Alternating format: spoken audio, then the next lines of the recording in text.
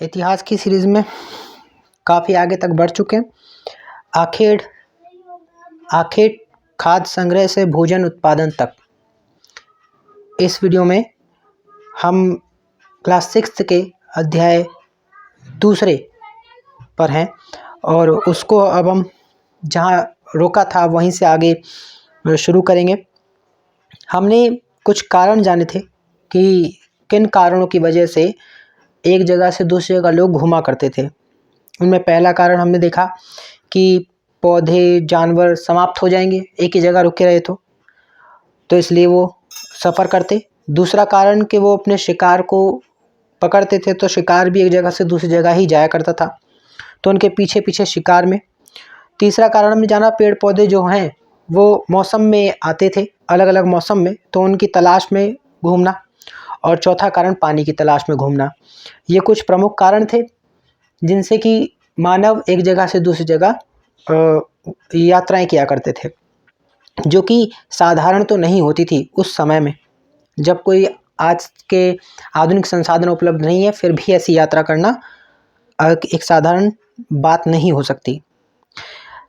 आज हमारा टॉपिक आरंभिक मानव के बारे में जानकारी कैसे मिलती है इस पर है।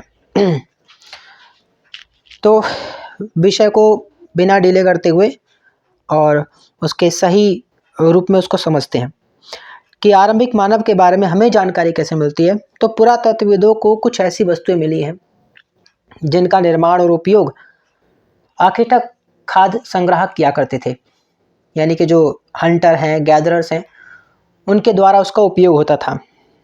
संभव है कि लोगों ने अपने काम के लिए पत्थर हो, लकड़ियों, हड्डियों के औजार बनाए होंगे और इनमें से पत्थर के औजार आज भी बचे हैं। तो जो आखेटक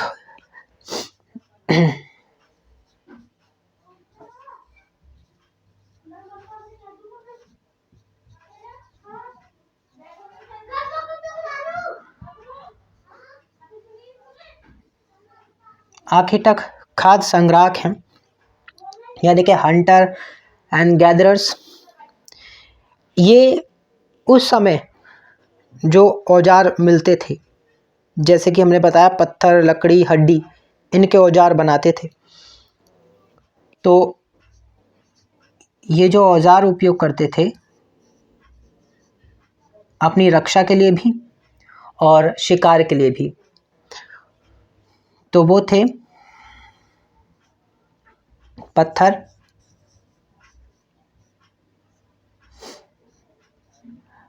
लकड़ी और मिली जानवरों की या जीवों की हड्डियां, जो कि पत्थर के या लकड़ी के जैसा ही हथियार साबित होता था।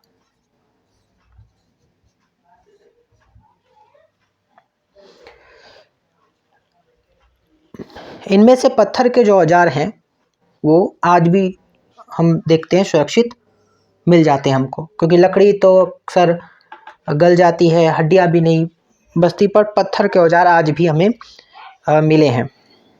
इनमें से कुछ औजारों का उपयोग फल फूल काटने, हड्डियां और मांस काटने तथा पेड़ों की छाल, जानवरों की खाल उतारने के लिए किया जाता था। कुछ के साथ हड्डियों या लकड़ियों के मुट्ठे लगाकर भाले बना दिए गए, बाण बना दिए गए, ऐसे हथियारों का उपयोग होता। कुछ औजारों से लकड़ियां काटी जाती थी। लकड़ियों का उपयोग ईंधन के साथ साथ झोपड़ी और औजार बनाने के लिए भी उपयोग में लिया जाता था। तो ये पत्थर एक औजार के तौर पे, तो लकड़ी छोटे छोटे झोपड़ियां बनाने या ईंधन के तौर पे इसका उपयोग भी होता था।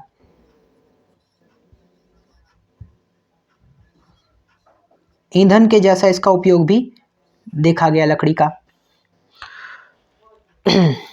और सेम वही हड्डियों के भी औजार बनाए गए। पत्थर और औजारों का उपयोग बाएं इंसान के खाने योग्य जड़ों को खोदने के लिए किया जाता था और दाएं जानवरों की खाल से बने वस्त्रों को सीलने के लिए किया जाता था। हमारे पास दो इमेजेस हैं। एक इमेज में हम देखते हैं कि जो बाईं इमेज है वो इंसान के खाने योग्य जड़ों को खोदने के लिए है और दाईं तरफ जो जानवरों की खाल से बने वस्त्रों को सिलने के लिए उपयोग में ली जाती है।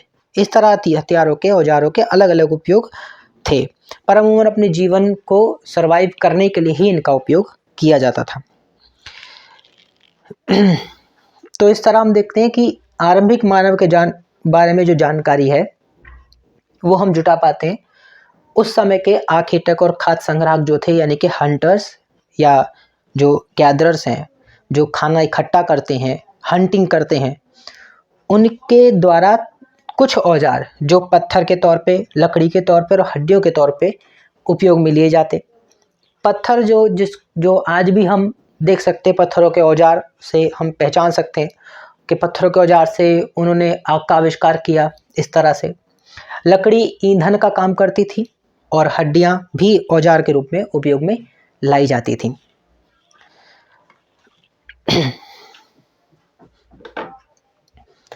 अब देख लेते हैं रहने की जगह का निर्धारण।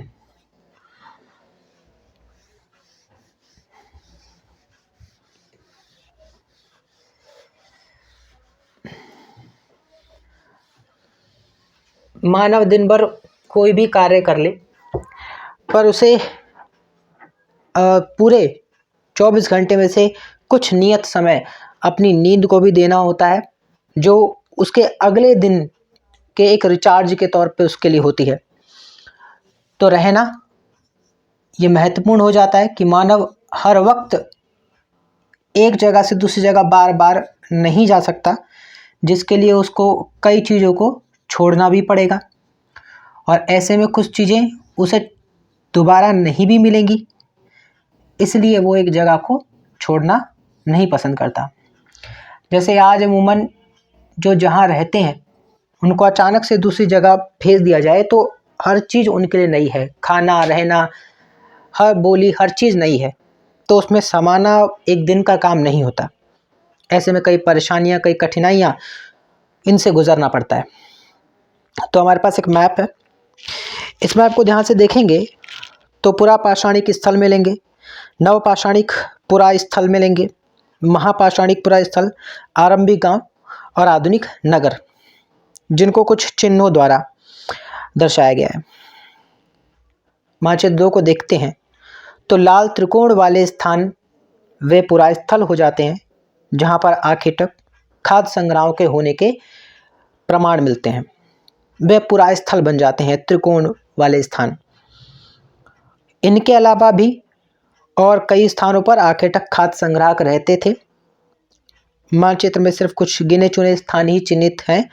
कई पुरा स्थल नदियों और झीलों के किनारों पर बसे हैं। लोग अपने जीवन निर्वाह के लिए पानी को प्रमुख मानते हैं और आज भी जल ही जीवन है, इसलिए ये शब्द भी कहा जाता है। तो पहले की सभ्यताएं जल के करीब ही बसना शुरू होती हैं। तो हम पुरापाषाणिक, अब यहाँ पे पाषाण शब्द का क्या अर्थ है देखिए, साथ साथ इंग्लिश और हिंदी दोनों मीडियम में इसको कवर अप करने की कोशिश है, लेकिन ज़्यादातर ध्यान हिंदी माध्यम पर, ताकि इंग्लिश कंटेंट तो मिलता ही है पर हिंदी माध्यम हमेशा पीछे रह जाता है, तो वो अपने आप को असहाय महसूस ना करे, इस उद्देश्य से इस हर एक वीडियो कंटेंट को कोशिश की जाएगी कि हिंदी ज़्यादा प्रेफर की जाए। और साथ साथ क्योंकि अपनी मातृभाषा भी है और इंटरनेशनल लेवल पे, अंतर्राष्ट्रीय स्तर पर कभी ना कभी हमें किसी भी विषय में कुछ ना कुछ इंग्लिश के शब्द भी सीखने ही चाहिए, तो साथ साथ वो भी। और इंग्लिश मीडियम के लिए पैराग्राफ पढ़ दूंगा मैं, ताकि वो उसको समझ सके जो भी पढ़ाया जा रहा है उस चीज़ को। तो choosing a place to live in, so look at map 2 below. All the places marked with a red triangle are sites from which archaeologists have found evidence of hunter-gatherers. Hunter-gatherers lived in many more places, only some are shown on the map. वैसे तो कई जगह रहते हैं पर कुछ ही चीज़ों को जो बहुत हाईलाइट हुई हैं उनको दिखाया गया है। Many sites were located near sources of water and such as river and lakes. तो कुछ तो नदी के किनारे, कुछ लेक झील के किनारे बसे हुए थे। हम जब पुरा पाषाणिक बोलते हैं तो पैलियोलिथिक साइट कहलाती हैं, वो पुरा पाषाणिक स्थल कहलाते हैं। पुरा यानी कि पुराना और पाषाण यानी कि पत्थर, तो पैलियोलिथिक। इस तरीके से इसके नाम हैं Neolithic, megalithic, early village and modern cities.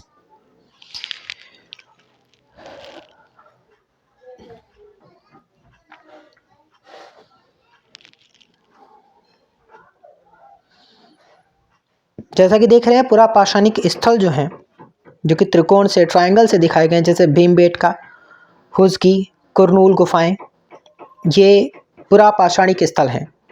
यानी कि वो समय जब पत्थरों का उपयोग होता था, और इस पत्थरों के उपयोग को भी अलग अलग कालखंड में, या पत्थर के अलग अलग उपयोग के कारण इसको 3 कालखंडों में भी बांटा जाता है, आरंभिक, मध्य और उत्तर।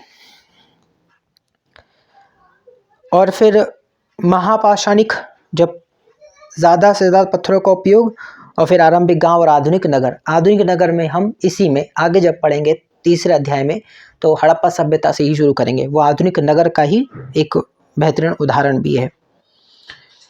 चूँकि पत्थर के उपकरण बहुत महत्वपूर्ण थे, इसलिए लोग ऐसी जगह ढूंढते रहते थे जहां अच्छे पत्थर मिल सकें।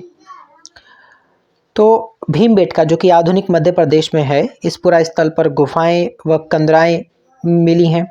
लोग इन गुफाओं में इसलिए रहते थे क्योंकि यहाँ उन्हें बारिश, धूप और हवाओं से राहत मिलती थी। और ये गुफाएं नर्मदा घाटी के पास हैं। तो प्रश्न भी है कि क्या तुम बता सकते हो कि रहने के लिए लोगों ने यह जगह क्यों चुनी होगी? क्योंकि गुफाएं सबसे मजबूत होती हैं, और जानवरों को दूर रखने के लिए एक एरिया, ताकि आग जलाकर बैठा जा सके, और ठंडी हवाओं से, बारिश, सर्द गर्मी से बचने के लिए गुफाएं सबसे बेहतरीन एक घर के तौर पे उस वक्त हो सकती हैं। तो इसलिए शायद वो गुफाओं का, कंदराओं का उपयोग किया करते रहने के लिए। तो हम देखेंगे कि रहने की जगह निर्धारित करना, तो ये हमारे पास हम देखेंगे गुफाएं मिली हैं, गुफाएं, कंदराएं, ठीक है, किसी भी तलहटी में। और इसमें भी हमने कई स्थलों की बात करी, जैसे कि भीमबेटका है,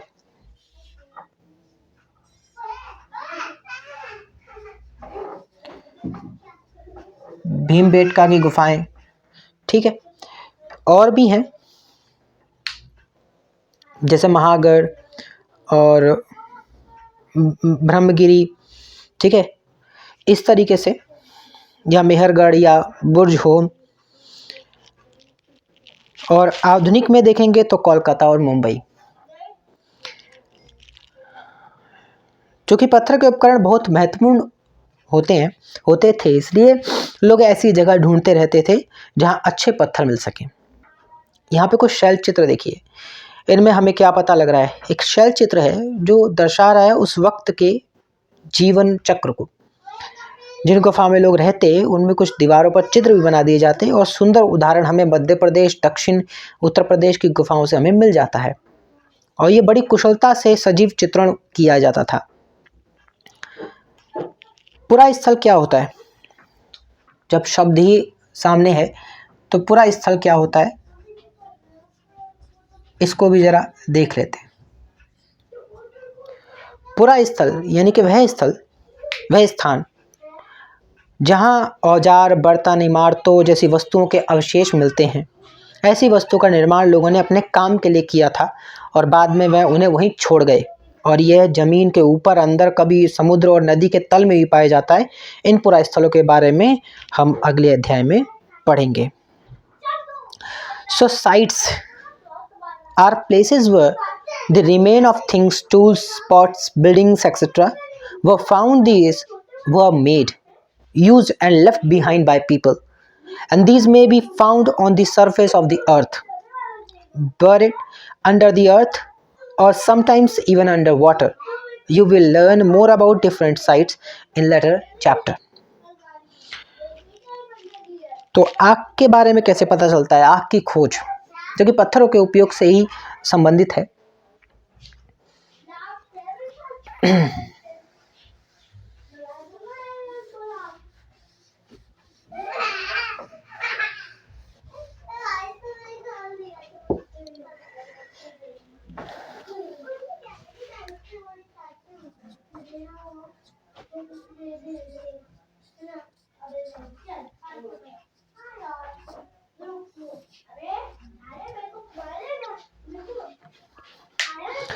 माचेद्रो में कुरनूल गुफा को देखेंगे तो यहाँ राख के अवशेष मिले हैं। आग की खोज को देखें तो कुरनूल गुफा,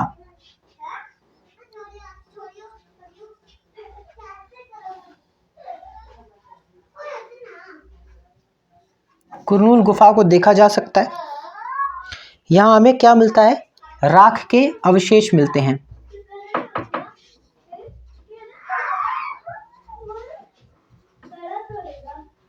यहाँ हमें राख के अवशेष मिलते हैं और इसका मतलब यह है कि आरंभिक लोग यहाँ आग जलाना सीख रहे थे या गए थे। आग का इस्तेमाल कई कार्यों के लिए किया गया होगा, जैसे कि प्रकाश के लिए, मांस भूनने के लिए और खतरनाक जानवरों को दूर रखने के लिए। तो हम देख रहे कुरनूल गुफा में आग का आविष्कार या आग के अवशेष, कोशिश की जाती होगी और आग को आविष्कार किया गया होगा ताकि जानवरों से और दूर रखा जाए अपने से और खाने को अच्छे से पका कर खाया जाए। आज हम आग का उपयोग किस लिए करते हैं? जानवरों को दूर भगाने के लिए नहीं, आज आग का उपयोग हम मुख्यतः अपने भोजन पकाने के लिए और अन्य उत्पाद तैयार करने के लिए जो कि हमारे दैनिक जीवन में हमारे सामने उपलब्ध होते हैं। जैसे लौह हो सकता है, ठीक है, डायमंड हो सकता है या फिर गोल्ड हो सकता है, ऐसी चीज़ों को तैयार करने के लिए। यहाँ तक यहीं रोकते हैं और अगली वीडियो में हम आगे बहुत से टॉपिक्स हैं हमारे पास जिनको एक एक करके पढ़ेंगे, समझेंगे और कोशिश ये भी करेंगे कि हर चैप्टर होने के बाद उसके कुछ प्रश्नोत्तर और कुछ महत्वपूर्ण बातों पर चर्चा ज़रूर करें, जैसे समय मिले उस हिसाब से। जैसे कि नाम और तिथियां कैसे तय की जाती थीं, फिर बदलती जलवायु क्या है, खेती और पशुपालन की शुरुआत कैसे होती है और एक नवीन जीवन शैली की शुरुआत के बारे में जानेंगे और आरंभिक कृषक पशुपालक के बारे में पता करेंगे और स्थानीय या स्थायी जीवन की ओर आगे बढ़ेंगे। इस तरीके से हम इस अध्याय के अंतिम छोर पर पहुंचेंगे और फिर उसके बाद आधुनिक नगर के बारे में पढ़ना शुरू करेंगे। तो बहुत ही इंटरेस्टिंग है। इसी तरह बस बने रहना है और एक के बाद एक नए नए कंटेंट को क्लियर करते जाना है विद कॉन्सेप्ट, डीप कॉन्सेप्ट, ताकि जल्दबाजी और घबराहट में कुछ छूट ना जाए। बेसिक चीज़, हर चीज़ कवर हो सके। इससे पहले के चैप्टर में जो फर्स्ट चैप्टर हमने पढ़ा था जिसका नाम था प्रारंभिक कथन, क्या, कब, कहाँ और कैसे, इसमें कुछ महत्वपूर्ण चीज़ें छूटी गई हैं, जैसे कि कुछ महत्वपूर्ण प्रश्न, कुछ सवाल। तो अगर हमारे पास MCQs हैं तो हम देख सकते हैं कि क्या, कब, कहाँ और कैसे कुछ प्रश्नोत्तर ही हैं हमारे सामने। जैसे गेहूं और जौ की फसलों के संदर्भ में निम्नलिखित कथनों पर विचार करना है। मनुष्यों द्वारा सर्वप्रथम इन्हीं फसलों को उपजाने की शुरुआत की गई। इन फसलों के उपजाने का क्षेत्र हिमालय और विंध्य की पहाड़ियाँ थीं। उपयुक्त कथनों में से कौन सा या से सही है? केवल एक कि मनुष्यों द्वारा सर्वप्रथम इन्हीं फसलों को उपजाने की शुरुआत की, गेहूँ और जौ, और केवल दो, इन फसलों के उपजाने का क्षेत्र हिमालय और विंध्य की पहाड़ियाँ थीं, या एक और दो दोनों, तो या फिर ना तो एक और ना ही दो। तो इस प्रश्न का तो उत्तर एक ही है जो हम चैप्टर पढ़ चुके हैं। गेहूं और जौ ही सर्वप्रथम फसलों को उपजाने की शुरुआत थी, तो केवल एक। अगला कि भारतीय उपमहाद्वीप के संदर्भ में निम्नलिखित कथनों पर विचार कीजिए। आरंभिक नगरों का विकास सिंधु व इसकी सहायक नदियों के किनारे हुआ, बिल्कुल। दूसरा, गंगा व इसकी सहायक नदियों के किनारे नगरों का विकास लगभग 5000 वर्ष पूर्व हुआ। तो 5000 वर्ष पूर्व, ये हमने तारीखें भी देखी हैं, तो इसमें केवल एक ही सही है, 5000 वर्ष पूर्व नहीं हुआ, जबकि आरंभिक नगरों का विकास सिंधु और उसकी सहायक नदियों के पास हुआ, जिसे हड़प्पा सभ्यता बोलते हैं। अगला है, गंगा नदी के दक्षिण में इसकी सहायक नदी सोन के आसपास का क्षेत्र प्राचीन काल में किस नाम से जाना जाता था? तो गंगा नदी के दक्षिण में इसकी सहायक नदी सोन के आसपास का क्षेत्र किस नाम से जाना जाता था? अवंती, वज्जी, काशी या मगध? तो गंगा नदी के पास ज़्यादातर मगध, जो कि आज वर्तमान में बिहार राज्य है, और उसकी राजधानी पटना, जो उस समय की पाटलिपुत्र हुआ करती थी। तो इसका सही उत्तर डी है। अगला, भारत देश के नाम के संदर्भ में निम्नलिखित कथनों में से कौन सा से कथन सही है या है? लगभग 2500 वर्ष पूर्व उत्तर पश्चिम की ओर से आने वाले ईरानियों और यूनानियों ने सिंधु को हिंदोस अथवा इंदोस तथा इस नदी के पूर्व में स्थित भूमि प्रदेश को इंडिया कहा, बिल्कुल सही। भारत नाम का प्रयोग उत्तर पश्चिम में रहने वाले लोगों के एक समूह के लिए किया जाता था, उत्तर और पश्चिम में, ठीक है। वैसे तो पूरे भारतवर्ष के लिए उस समय के शासक भरत के नाम से ये भारत पड़ गया, और इस समूह का उल्लेख संस्कृत भाषा की आरंभिक कृति ऋग्वेद में भी मिलता है। तो 1 और 2 ये दोनों ही एकदम सही प्रश्न है, क्योंकि ऋग्वेद की कृति में भी भरत नाम से पढ़ा है और फिर बाद में यहाँ पे भारत नाम हमने देखा। अगला कि पांडुलिपियों के संदर्भ में निम्नलिखित में से कौन सा कथन सही नहीं है? अतीत में हाथ से लिखी गई पुस्तकें पांडुलिपि कहलाती थीं। हाथ से लिखी पुस्तकें, बिल्कुल सही। अंग्रेजी में पांडुलिपि के लिए मैन्युस्क्रिप्ट शब्द का प्रयोग होता है, हाँ, जो लैटिन भाषा के शब्द मेनू, जिसका अर्थ होता है हाथ, से निकला है, ये भी सही है। तीसरा, पांडुलिपियां ताड़ के पत्तों को काटकर अथवा हिमालयी क्षेत्र में उगने वाले भुर्ज नामक पेड़ की छाल के से विशेष तरीके से तैयार भोजपत्र पर लिखी जाती थी, ओके। और अगला है, पांडुलिपियां केवल मंदिरों और विहारों में प्राप्त होती हैं, जो केवल संस्कृत भाषा में लिखी गई थी। तो पांडुलिपियां जो हैं वो कौन सा कथन सही नहीं है? यह है कि केवल मंदिर और विहारों में ही प्राप्त हुई हैं, जो कि संस्कृत भाषा में लिखेंगे, ऐसा नहीं है, और पाली, प्राकृत ऐसी भाषाओं में भी हैं। अगला है कि अभिलेखों के संदर्भ में निम्नलिखित कथनों पर विचार कीजिए। ऐसे लेख जो केवल पत्थरों पर उत्कीर्ण किए जाते थे अभिलेख कहलाते हैं। कभी कभी शासक अथवा अन्य लोग अपने आदेशों को इस तरह उत्कीर्ण करवाते थे ताकि लोग उन्हें देख व पढ़ सकें तथा उनका पालन कर सकें। तो पहला, ऐसे लेख जो केवल पत्थरों पर उत्कीर्ण किए जाते थे अभिलेख कहलाते हैं। तो केवल पत्थरों पर उत्कीर्ण किए जाते हैं अभिलेख कहलाते हैं, ठीक है। और कभी कभी शासक अथवा अन्य, तो केवल 1 और 2 नहीं, सिर्फ केवल 2 ही इसका उत्तर है कि केवल कभी कभी शासक अथवा लोग अपने आदेशों को इस तरह उत्कीर्ण करवाते थे ताकि लोग उन्हें देख व पढ़ सकें तथा उनका पालन कर सकें। अशोक का कांधार से प्राप्त अभिलेख निम्नलिखित में से किन लिपियों में लिखा गया है? तो अरामाइक और ब्राह्मी, यूनानी और ब्राह्मी, देवनागरी और तमिल, यूनानी और अरामाइक। तो यूनानी और अरामाइक भाषा में लिखा गया है। ईसा मसीह के जन्म के पूर्व की सभी तिथियां ईसा पूर्व के रूप में जानी जाती हैं, और कारण है कि वर्ष की गणना ईसाई धर्म प्रवर्तक ईसा मसीह के जन्म की तिथि से की जाती है। हाँ, तो कारण जो ईसा मसीह के जन्म के पूर्व की सभी तिथियां ईसा पूर्व के रूप में जानी जाती हैं, और कारण भी एकदम सही है। तो ए और आर दोनों सही हैं। आर ए का सही स्पष्टीकरण भी है, बिल्कुल सही। तो परिणाम निकल के आता है कि सही उत्तरों की संख्या हो जाती है पूरी, कंप्लीट।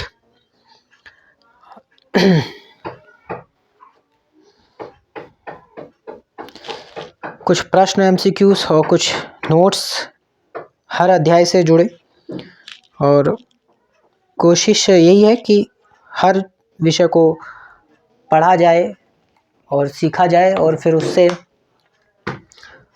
उसको जानकर समझकर उसके एक एक टॉपिक को अच्छे से समझकर उस पे जितने भी हमारे पास नोट्स बन सकते हैं वो बनाएं और जितने भी हम एमसीक्यूज और क्वेश्चन आंसर कर सकते हैं वो करेंगे और इस तरीके से फिर अगले पड़ाव पे आगे बढ़ेंगे।